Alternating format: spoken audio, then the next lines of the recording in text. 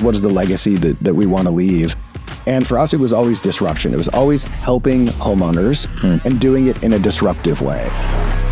This is the Solar Disruption Theory. Welcome back to another episode of the Solar Disruption Theory podcast. My name is Chad Towner. I'm your host. I'm super excited about today's guest today. His name is Paul Stephan. He is the Chief Business Development Officer for GoodLeap. I've known him a long time. I've wanted to have him on for a long, long time. Paul, thank you so much for joining. Oh, thanks for having me. I'm grateful to be here.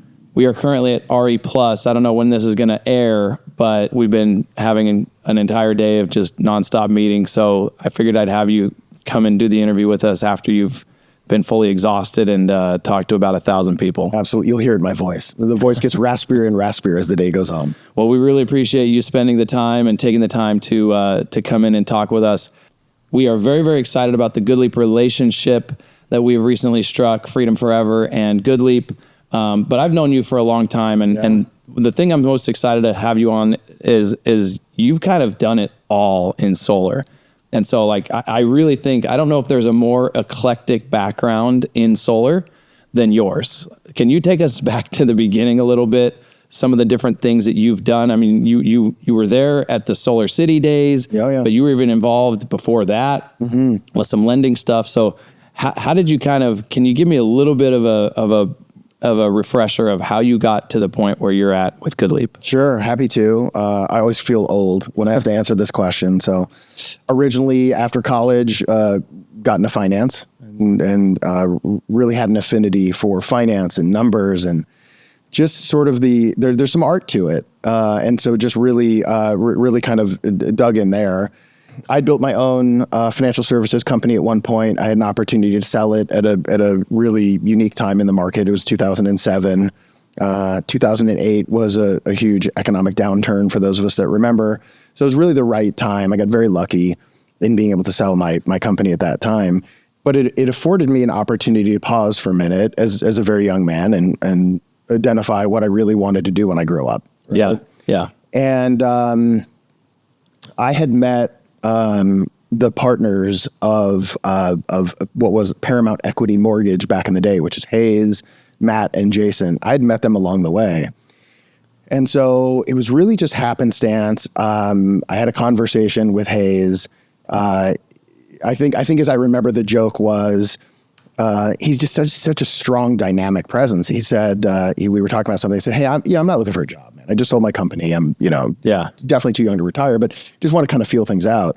And he said something like, cool, smart, I'm not offering you a job. And I was like, he got me. He got me.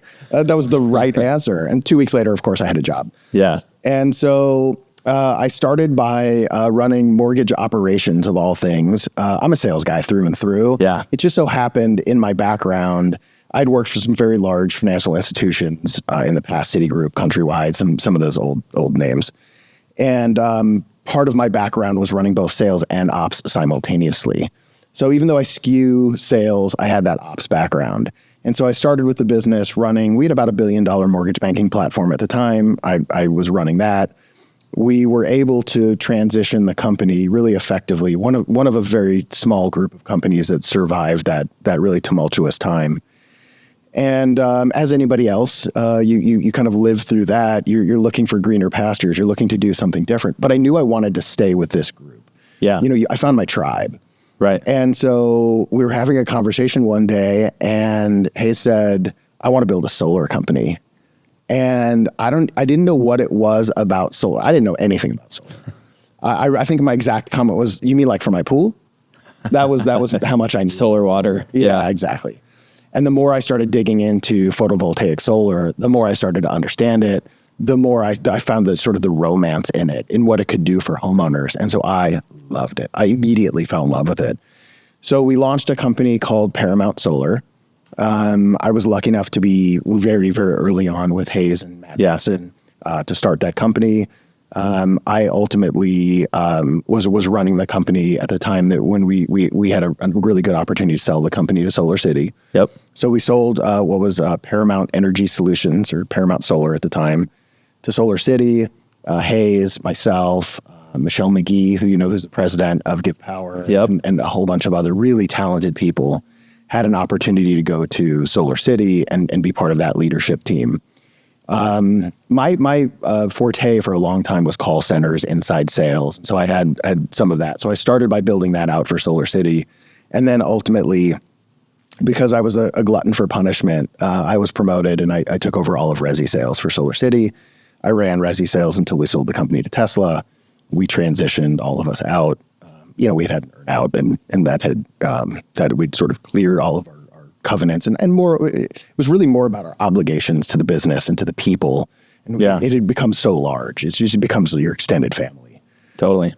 So we had another opportunity to pause for a minute, take a couple months off, decide, hey, what are we really passionate about as men and women? And what is the legacy that we want to leave? And for us, it was always disruption. It was always helping homeowners and doing it in a disruptive way. Yep. And so we looked at specifically solar finance and said, hey, look, we've got a bunch of financial services backgrounds between us.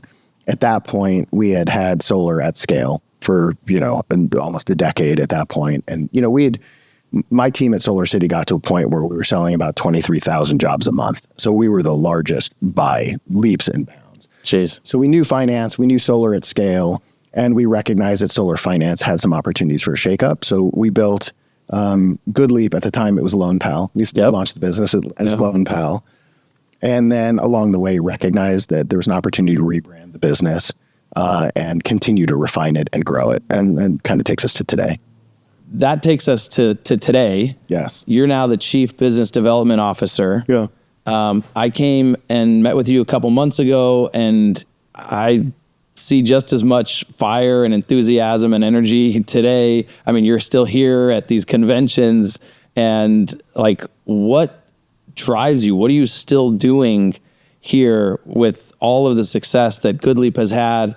You guys clearly, GoodLeap, you're right back, Loan Pal. They came in and took a huge swing at the market, grew to become a massive solar lender. What are you still doing here? Oh, I love it. Are you kidding me? All my friends are in the industry. Everybody I care about, my extended family, and there's still so much to be done. We're not even close. I mean, I could talk for hours on GoodLeap and vision and what we do. As you know, Give Power is a charity that we built, and that's really near and dear to my heart.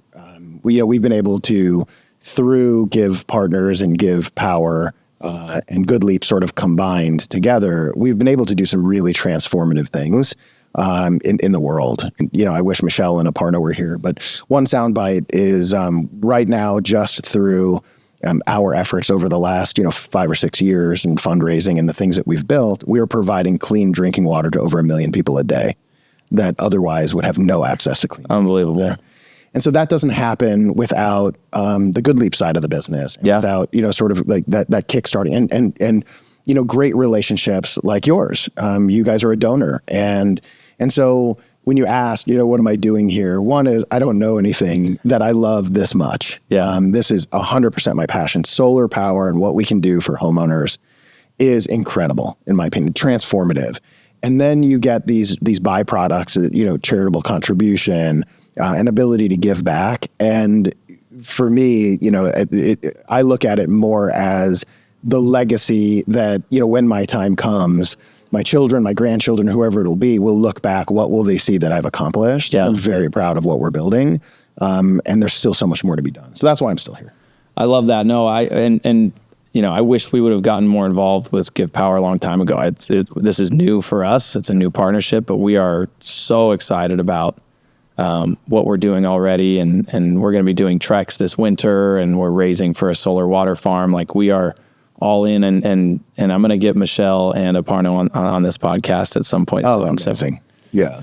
So, And thank you for that, by the way. That's no, I mean, I like I said, I wish I would have done it a long time ago, but timing is a big part of this. And you mentioned, with GoodLeap, you guys have recently started to build a whole new strategy. It's not just typical solar unsecured loans or secured loans. It's now launching into a third-party owned strategy. So what is the plan there? What can you share about the GoodLeap TPO product. Yeah, happy to. And of course, like any company, any business, we have to adapt with the times. We have to serve. We've consumers, we have customers like yourself that we have to serve. Yeah. Understanding what our customers need is job one for us. So we started in sort of traditional finance. Then, as we discussed, built out sort of the solar finance side of the business. Then we moved into traditional home improvement. That side of the business is very large, probably 4 times larger, 5 times larger now than solar. And we also recognized that the solar market became a little bit tumultuous. There was an opportunity to let it settle down a little bit and then come back. And that's what we're doing is we're coming back now. We assessed the market and identified TPO leases and PPA in particular. We know it very well. I mean, that's predominantly what we were selling in our background when we had our company. And so we know the product very well. And I think in the right hands, sold responsibly, it is a very good product, especially at a time when interest rates are very high. And so I think there's no one product is exactly right for any one market, but having an entire breadth of products available it's smart business. And so we have, again, an opportunity, I think, to come in and be disruptive.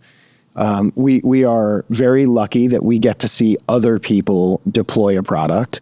We get to be very critical, like everyone else is, of what works and what doesn't work. Yep. When we see things that maybe a competitor is doing that we think doesn't necessarily work for the marketplace, we seek to improve. When we see something that seems to be working, we seek to copy or emulate to some degree in a respectful way. And so I think we have an opportunity to do that now. And so we've built our platform. We're in beta testing right now, as you know.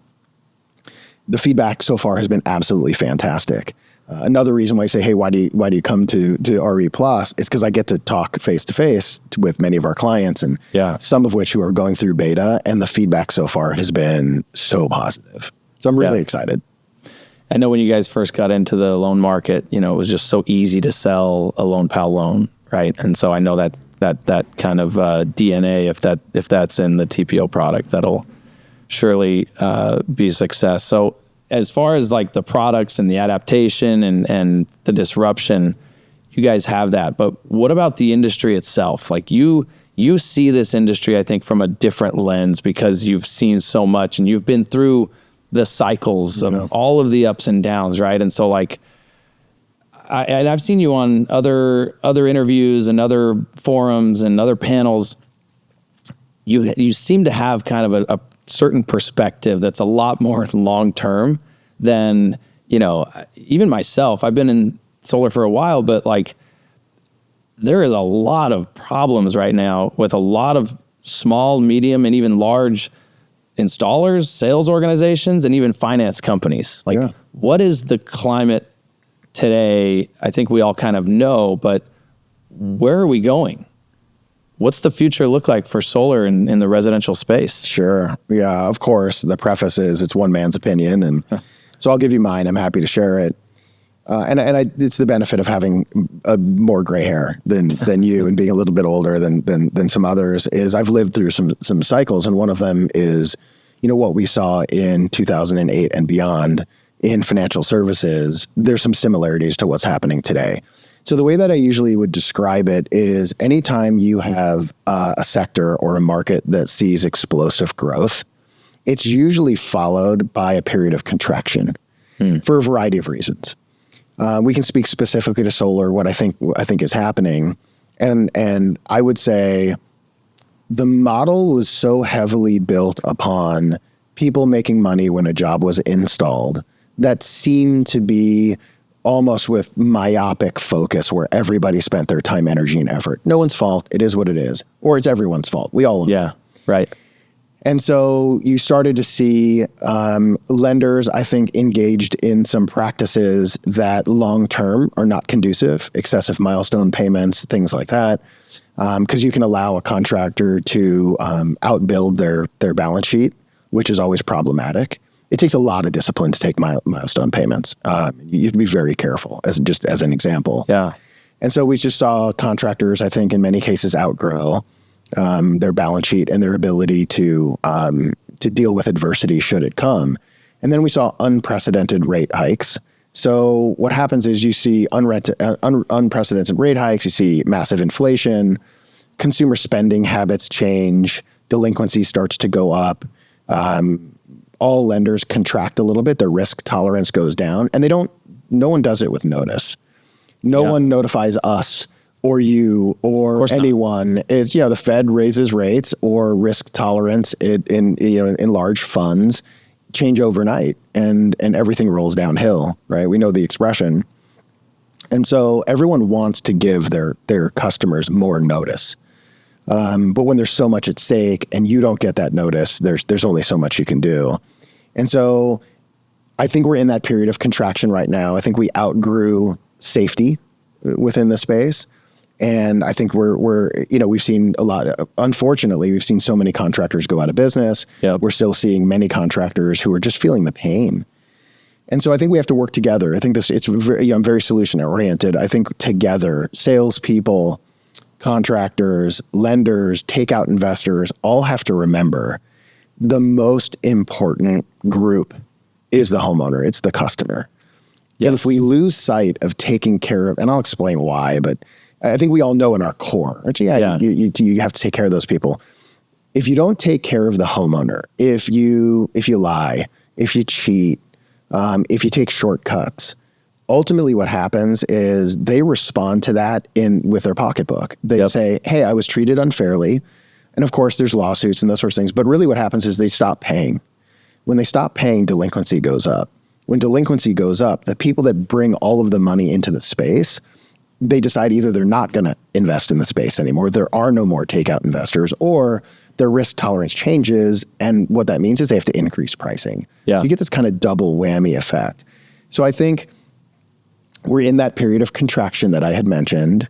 I think we'll be in that period of, I think we're kind of stabilizing right now. After contraction comes stabilization. And so I think we're in that stabilization period. We're not done. We're still going to see, I think regulation is coming, and there's still more that needs to happen to make the industry as airtight as we can make it. And I think we should all welcome that and recognize that this change is fundamentally positive. It's painful as heck, boy, but it is fundamentally positive for the industry as a whole. And to the point that you mentioned, I do tend to think of this industry in decades. And I think this will be the decade where we learned what was capable, we learned what not to do, and fundamentally the contractors, the salespeople, the lenders, anyone will be significantly stronger and more disciplined on a go forward. And that's always going to help the homeowner. So sort of like a refinement process, as much as it's not fun and it's not a positive to see companies go out of business. Like even our own competitors, that's not a good thing. I don't celebrate a company going out of business because, to your point, the people that are buying solar, that are taking out these that are financing at the end of the day solar, if a company goes out of business, whether it's a competitor of Freedom's, a finance company, the companies or the individuals that are investing in these products are looking at each other saying, is this worth purchasing at a high rate? Or and so like SunPower recently went out of business. I don't think that's not a positive for anybody in the industry. Certainly not even you guys as a competitor of a finance company. Why is that? I think that, a lot of sales reps, they don't understand how the business works from the financing side and who Takeout Partners are. But why does this have this ripple effect or chain reaction from one finance company to another? Yeah, I think great question.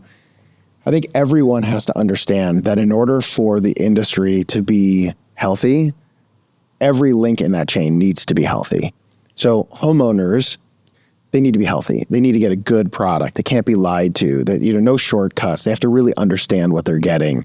If they have the tax liability or not, it's just all of those things that are really important. Salespeople need to make a fair wage. It's a very hard job. You were a salesperson. I was a salesperson. That's a very difficult job. And so you need to get fair compensation, and the market determines what's fair. Contractors also have to have healthy margins so they can withstand storms. Lenders also have to have fair margins. Same. They are the conduit between the contractor. As a contractor, you don't get to pick up the phone and call Goldman Sachs or whoever. Right. And big bank name here and say, hey, can you guys give me $50 million worth of funding? You need a conduit. And so that's where companies like ours and others step in. So we also have to have, healthy margins. And then lastly, the takeout investors, they have a choice. You just have to think a takeout investor is simply an entity that is willing to put millions of dollars into this to buy loans, as an example, if we're talking about loans specifically, if they can get that same rate of return, pick a number, 6%. If they can get a same 6% rate of return by investing in mortgages, which are significantly more secure, why would they invest in solar? Right. And so when you take it all the way back, and I didn't understand this as a salesperson either, so I never vilify salespeople for not understanding this. It's not common knowledge. But what salespeople have to understand is the two primary entities that have to be taken care of are the homeowner and the takeout investor. The book ends. Because if the homeowner's happy, they'll make their payments. And if the takeout investor is happy, they'll continue to invest money. And then the rest of us get to be happy after those two. Right.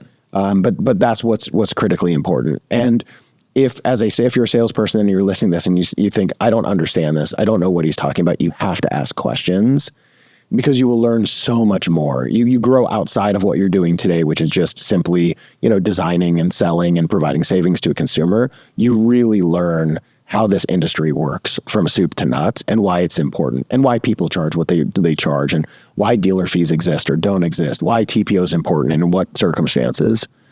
So those things are critically important.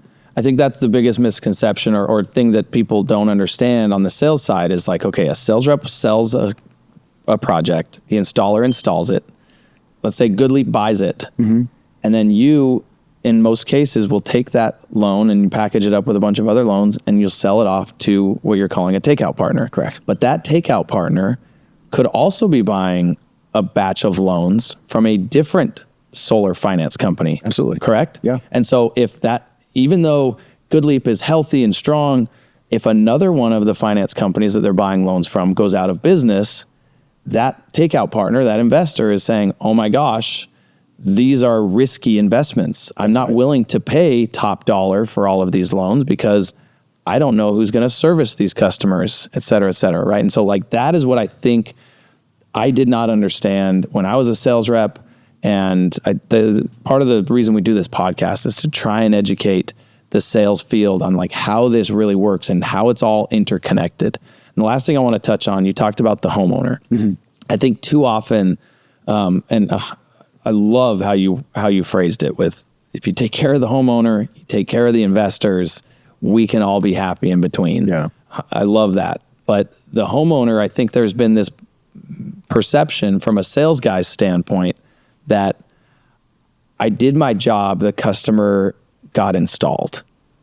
So many times I hear the system is installed, I've done my job, I can move on. Why am I being held to, why is there clawbacks? Why is there this or that issue on this project? I don't agree with it, but what is the finance company's perspective? When have we all kind of done our job for the customer? Yeah, I think we all bear responsibility throughout the process. It's not enough for a financier to say, well, I don't own the sales process, therefore I'm immune to what happens there. Right. No. We are the recipient of what happens. Everyone in the chain is a recipient of what happens with the consumer. And I think if we all own that we all own the consumer experience from beginning to end, our industry becomes significantly healthier. No one has the right to say, I did my job. So your question was, when can we actually celebrate?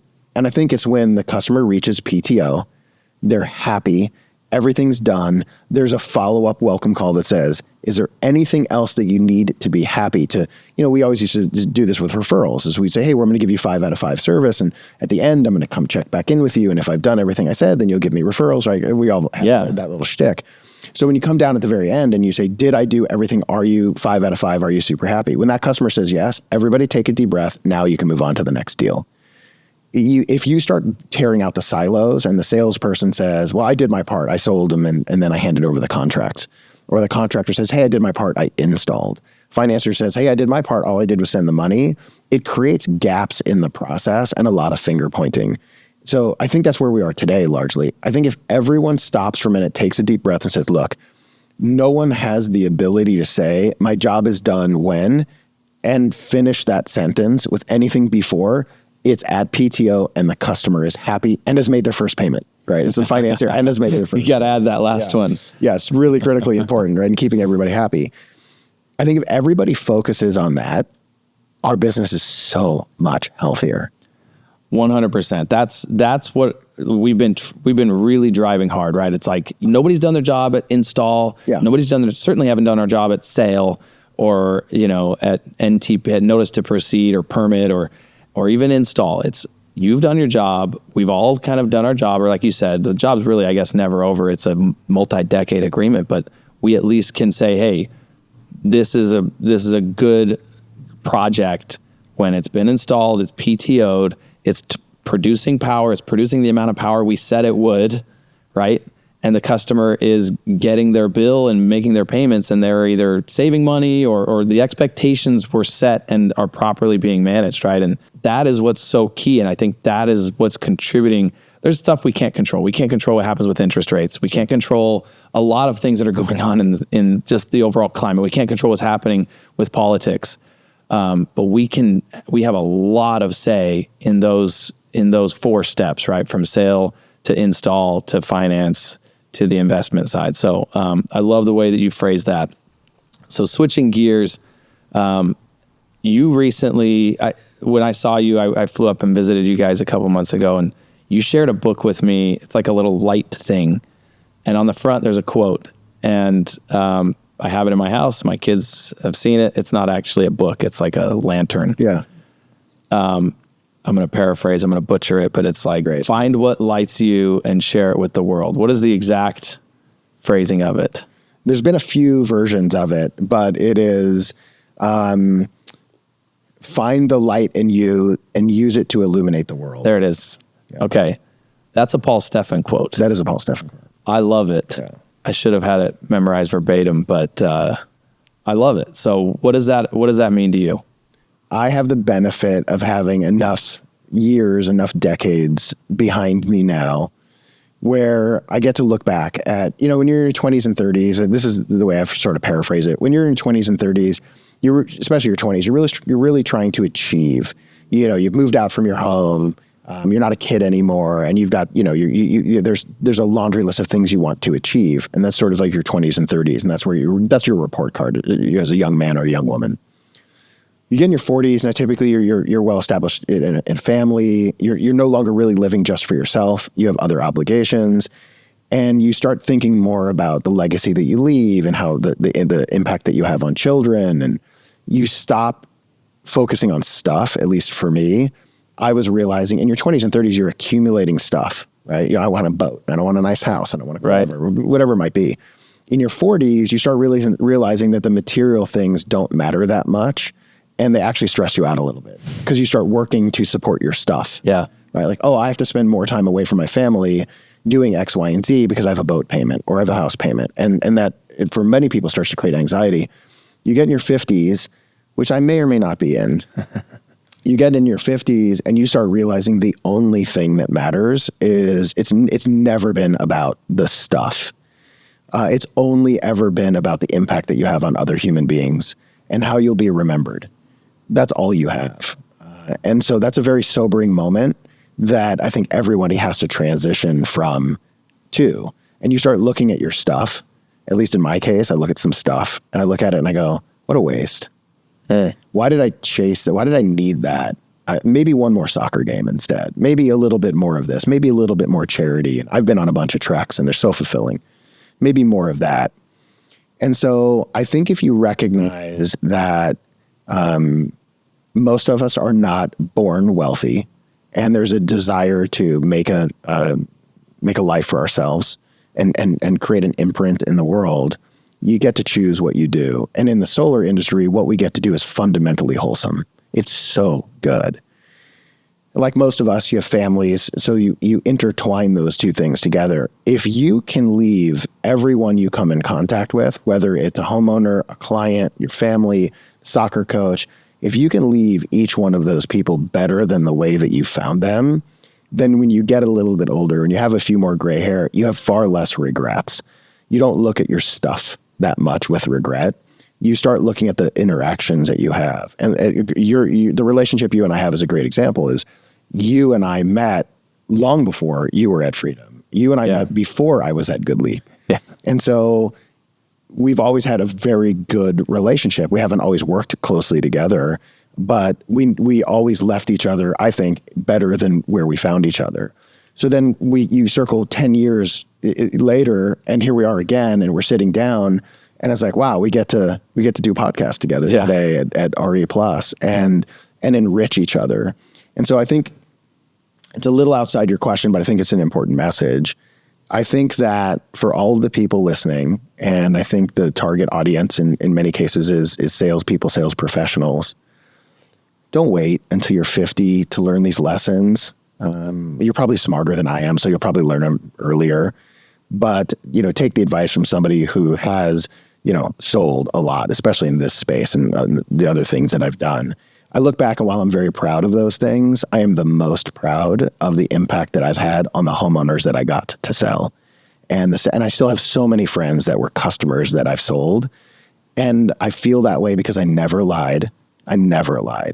Never once did I tell a customer, this is a government program and it's free and all this other stuff, right? Yeah. There's so many bad practices out there. And I feel really good about that. And so when you're 50 and you look back at your book of business, look back at your customers and think to yourself, I have 1,000 customers that are happy, that love me, loved our interactions. Don't look back and say, I said and I did what I needed to say and do so I could buy that boat. Because you know what? When you're 50, you're going to look back at that boat and it is going to haunt you. Just do the right thing. If you've been trained incorrectly and you've thought it was okay to sort of say some of those things, it's okay. Stop now. Just stop now. Start doing the right thing. Recognize it's not about putting up the most sales. It's about helping the most customers. And those two things can be different.